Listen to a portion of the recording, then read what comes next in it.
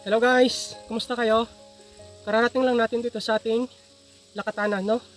After ng paghagupit nitong bagyong Uwan.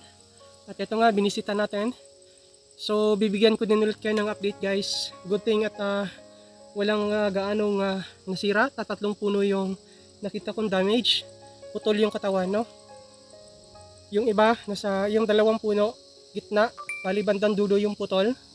Tapos yung isa naman ay sa pinakapuno na talaga, no? Wala nang pag-asa yun. Mabubulok na yung puno niya. Sana yung dalawa na nasa taas yung putol ay magtalbos pa. Ngayon bibigyan ko kayo ng update dun sa aking ipinunla na kalabasa, no? So pinunla ko siya sa tray.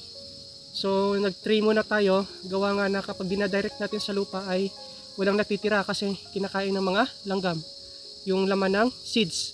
So ngayon bibigyan ko kayo ng update. 100 pieces to guys. Talagang bilang na bilang no.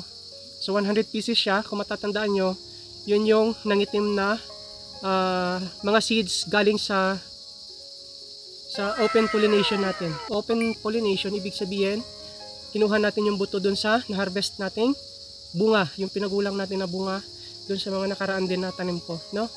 So yung nakaraang tanim ko is open pollination lang din ang pinagmulan ng seeds. Pero okay pa din yung bunga niya. Medyo malalaki din. Umaabot din siya ng 2.5, 2.6, 2.7 kg no? Per piece. So ngayon, yung kauna-unahan kong nabiyak at naipong buto, may iilanan nangitim. So bibigyan ko kayo ng update dun sa nangitim na mga seeds. At akala ko nga hindi na tutubo kasi nangitim na.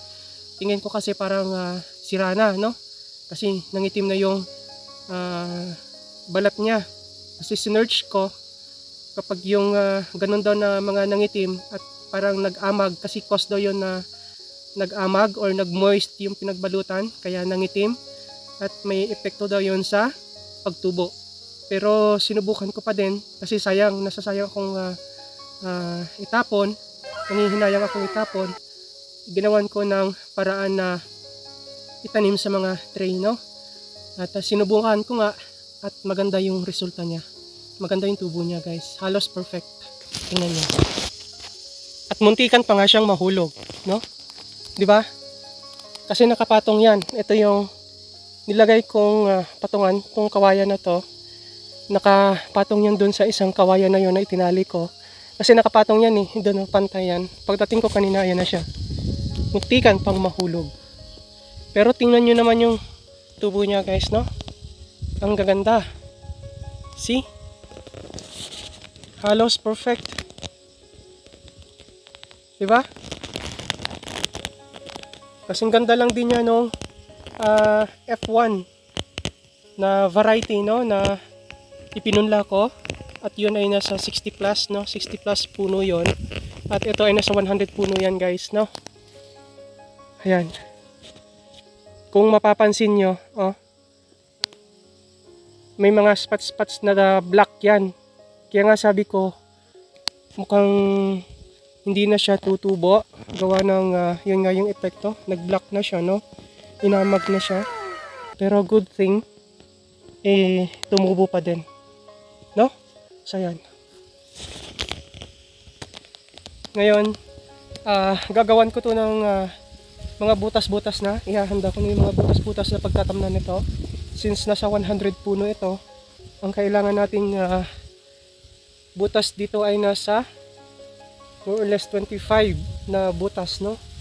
Kasi tigiya apat-apat na per puno yung itatanim natin. So, ayan. Ang gaganda na niya. Stig.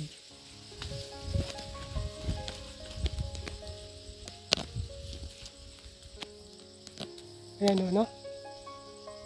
Ayan. So, tapos after one day or 2 days, itanim na natin to, no? Medyo mababa pa siya So, kailangan natin siyang pahaba-habain ng konti at bumuka siya na parang ganito, no? Na dapat lahat sila ay ganito, buka na siya. Kasi yung iba halos nakatikom pa siya. No? May mga nandiyan pa yung mga talukap ng seeds nila, no? So, gagawin natin, pabukahin natin na kagaya nito, no? Yung para sumingkad siya na mga punla. So yan. Astig, ang galing lang. Akala ko hindi siya mabubuhay. Pero nabuhay. Ang galing, no?